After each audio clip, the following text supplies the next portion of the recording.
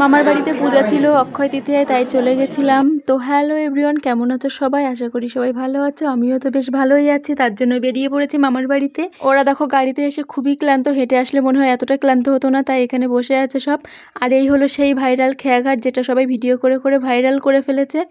তো চলে এলাম মামার বাড়িতে, এসে দেখি যে সব নিয়ম টিয়মগুলো ছিল সেগুলো ওরা করছিল। আর এই হলো আমার মামার সেই স্বপ্নের ঘর, যেটা কিনা অনেকটাই কমপ্লিট হয়ে গেছে, তাও এখনো কিছু কাজ বাকি আছে।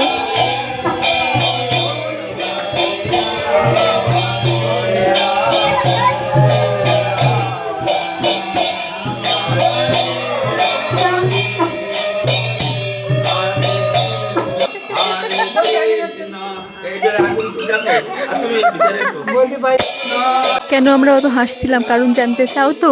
তো শোনো, গরুটা সোজা গেল, গিয়ে আসনের ধারে দাঁড়ালো, দাঁড়িয়ে আসনের উপরেই পটি করে চলে আসলো। তো কতটা শিক্ষিত গরু হলে এরকম করতে পারে ভাবো, কাউকে বেশি খাটালো না। তারপরে দেখলাম রাজমিস্ত্রিকে বস্ত্রদান, তারপরে হলো পূজার ওখানে বসছিল সবে, আর আমি তো এইটুকু দেখেই গিয়ে ঘুমিয়ে পড়েছি। এসে দেখছি পূজা কমপ্লিট। এখানে একটা কি নিয়ম আছে নাকি, তাই করতে হবে, দুধ উতলাতে হবে। তো মামা মামি দুজন মিলে জাল দিচ্ছিল বসে বসে। এত বড় ভিডিওয় না ভয়েস দিতে দিতে আমার তো নিজেরই ঘাম ঝরে যাচ্ছে, তার উপরে কারেন্টটা নেই। তো তোমরা একটু যদি ভুল হয় প্লিজ কিছু মনে করো না, মানিয়ে নিও। আর লাস্টে ছিল পনিরের তরকারি। ও এত টেস্ট, আমার তো খুবই ভালো লাগে। এই নিরামিষের মধ্যে পনির আমার সবচেয়ে ভালো লাগে। আমি তো শুধু এই তরকারিটা দেওয়ার অপেক্ষায় ছিলাম, তারপরে নিতেই এই তরকারি দিয়ে খেয়ে উঠলাম।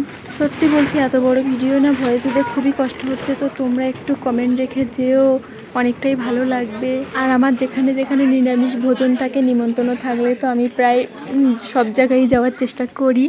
তো এখানেও তাই ছিল, বেশ ভালোই লাগছিল তরকারিগুলো খেতে। তারপরে বাবা এসেছিলো মিষ্টি নিয়ে, মিষ্টিটা তো নিলাম না, কথাটা জড়িয়ে যাচ্ছে, কিন্তু প্লিজ কেউ কিছু মনে করো না। লাস্ট একটাই কথা বলবো, না দুটো কথা বলবো। এক হলো কমেন্ট রেখে যেও সবাই একটু, লাস্ট হলো সবাই রাধে রাধে বলো।